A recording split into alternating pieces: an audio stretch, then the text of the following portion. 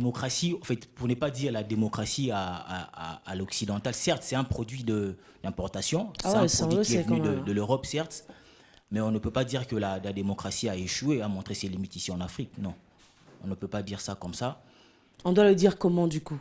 On doit, aujourd'hui, à ce jour, on peut certes dire que la démocratie, elle a véritablement reculé au regard des empiètements des libertés fondamentales, on peut le dire comme ça, et plus récemment, avec les coups d'État qui se sont succédés ici en Afrique, plus précisément en Afrique de l'Ouest, et ça a énormément mis en mal le processus de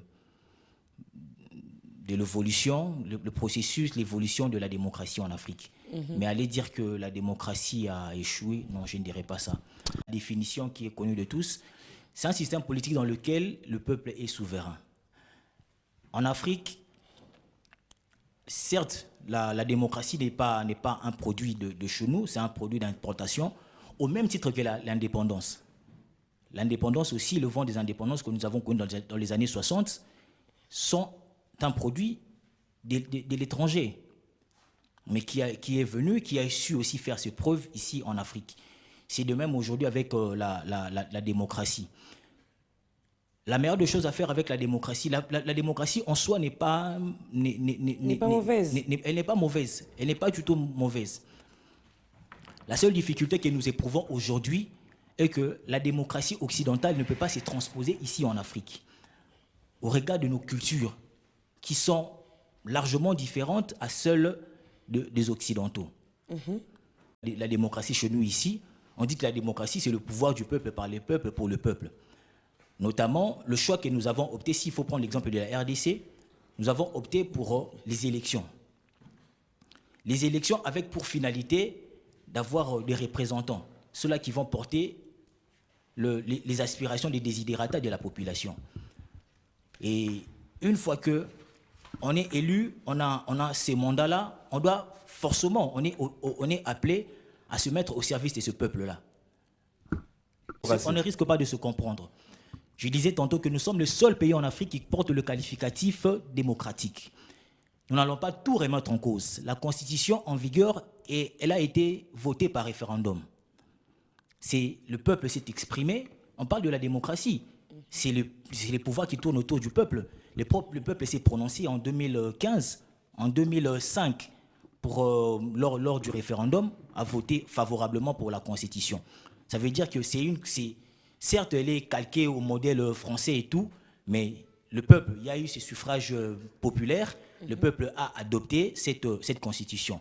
Donc, pour dire qu'on ne va pas tout remettre en cause. La démocratie commence à poser problème s'il faut parler des élections, et que les cycles électoraux qui s'organisent en Afrique ne voient pas ceux-là qui ont le mandat du peuple accéder au pouvoir. Ce qui fait qu'au sortir de l'organisation des élections, il y a des clivages qui se créent.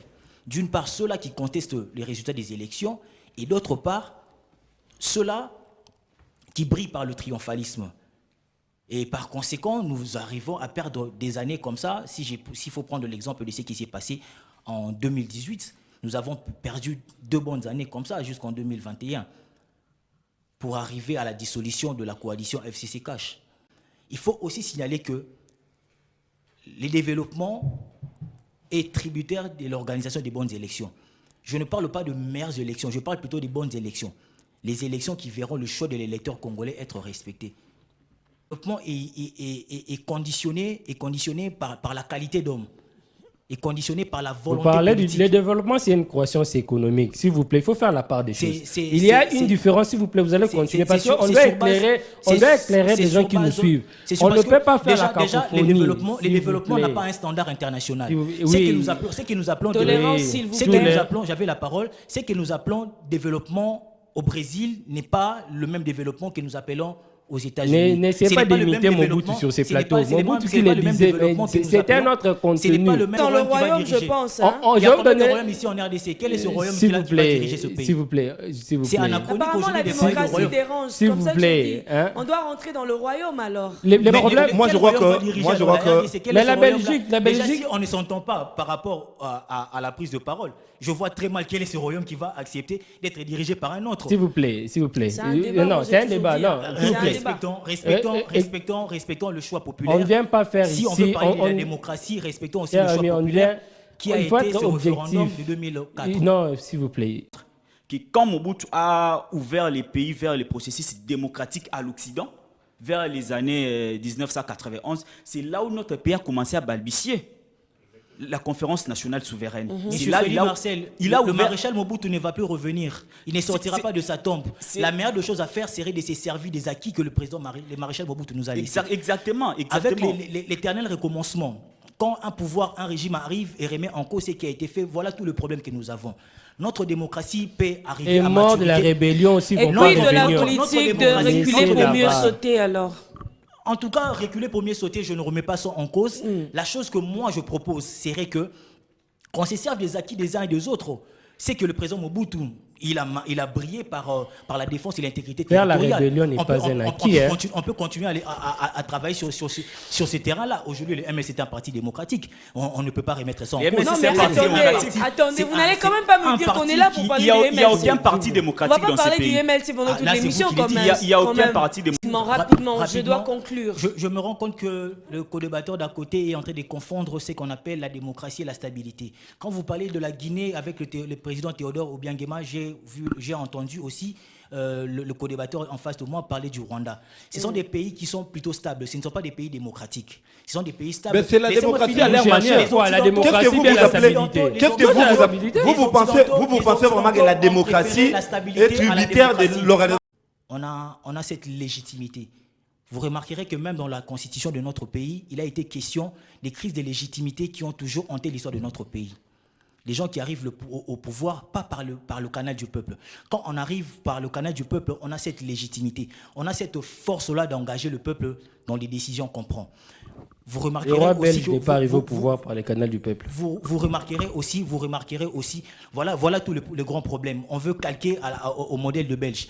Vous remarquerez aussi, quand le co-débatteur en face a parlé après les élections, il y a l'homme politique congolais fait le voyage à l'étranger pour avoir cette légitimité.